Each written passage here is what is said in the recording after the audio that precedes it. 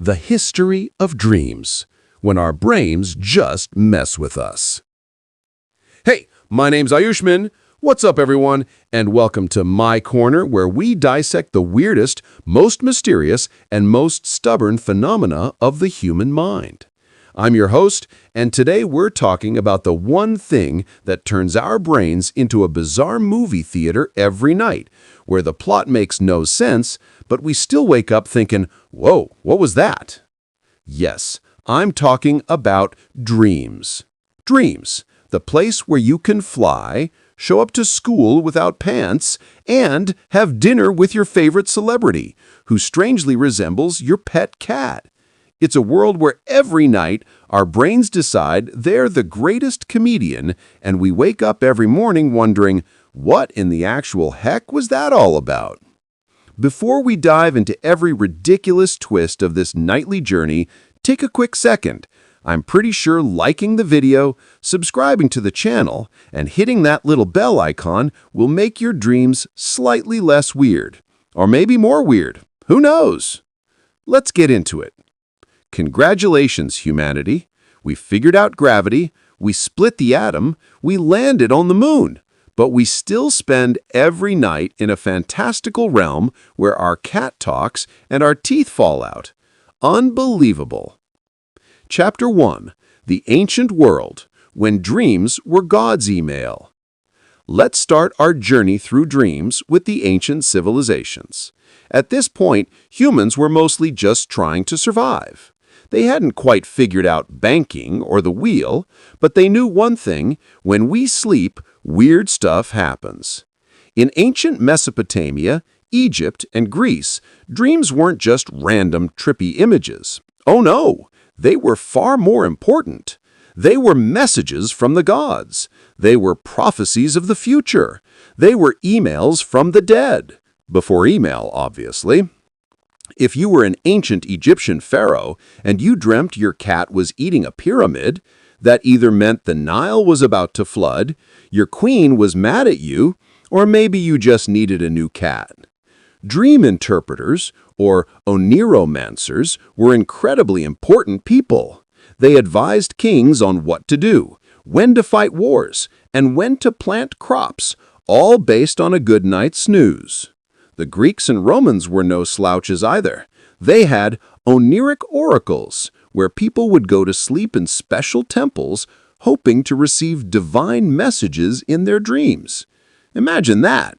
You're sleeping in a temple, hoping Zeus will tell you what kind of grass your goat should eat. The takedown. Ancient people took dreams incredibly seriously. Why? Because they had no other entertainment options. It was dark, it was dangerous, and their brains were playing a huge trick on them. They showed the world that if you're confused enough, you can make your dreams your reality. Yes, that was the decision they made, and it was a magnificent misconception. Chapter 2. The Middle Ages and Renaissance, when dreams were the devil's work, or maybe just constipation. Now, fast forward the clock a bit. We're in the Middle Ages. Christianity has a strong hold on Europe. Suddenly, dreams aren't just messages from gods. Oh no! Now they could be messages from the devil, or from saints, or maybe just messages from too much ale. The church often viewed dreams with suspicion. If you had a bad dream, it might mean you were under demonic influence. And if you had a good dream, it might mean you were too proud, and the devil was trying to tempt you. It was a no-win situation. But even during this time, people continued to try and understand dreams. Dream books, or somniaria, were popular. These books would tell you the meaning of symbols in your dreams. If you dream of a mouse, it means you're surrounded by enemies. If you dream of gold, it means you're about to get rich. It was kind of an ancient Google search, but with slightly more mystical results. By the Renaissance, as science and reason started to emerge, some philosophers tried to connect dreams to physical processes. They thought that if you ate too much or were constipated, you'd have weird dreams. It was a remarkably practical but somewhat boring explanation. The takedown. The Middle Ages turned dreams into a moral battleground. They showed the world that you can turn a natural phenomenon into a source of both moral and physiological confusion. Amazing! Chapter 3. The Dawn of Modernity, when Freud said, "It's all about your mom." Now we jump to the 19th and 20th century when science really started to get a grip. And then came one man who changed dreams forever. Sigmund Freud.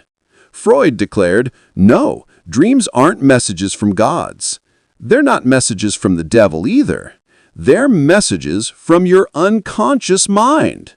Suddenly, all your bizarre dreams were about your repressed desires, your childhood traumas, and yes, often, your mother. Freud's book, The Interpretation of Dreams, shook the world. Now, if you dreamt of a snake, it wasn't just a snake, it was a symbol of some hidden desire, and often it was a phallic symbol. Everything had a deep psychological meaning, and everyone suddenly was trying to psychoanalyze their dreams. Can you imagine? You have a weird dream about riding a flying horse, and your friend says, "Oh, that means you're rebelling against your father figure and you're repressing your libidinal urges." Freud turned dreams into personal problems. Following him, people like Carl Jung took Freud's ideas a step further. Jung talked about the collective unconscious and archetypes. He said there are symbols in our dreams that are universal across cultures. So, if you saw a snake, it wasn't just a phallic symbol, it could also be a symbol of rebirth. Everything had a deep psychological meaning. The takedown. Freud and Jung turned dreams into a massive repository of personal baggage.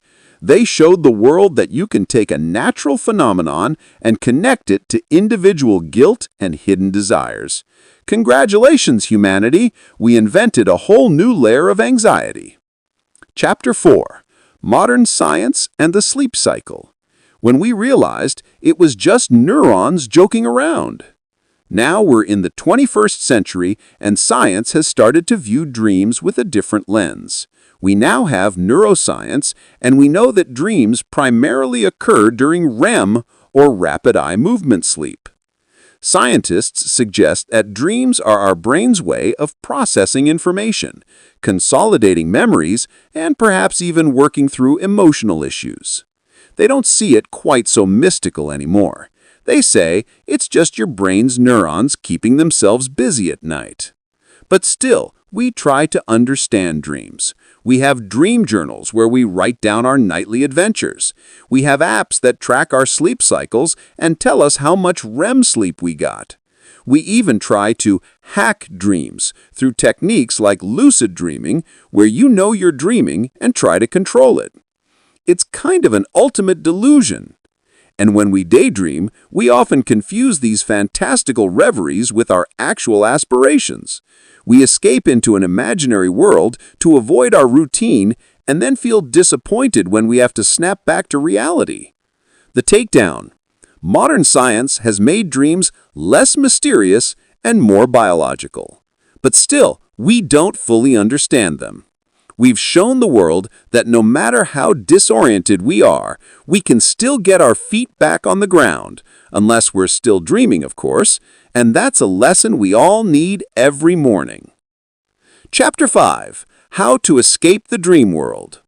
Is it really necessary? Or should we just enjoy the madness?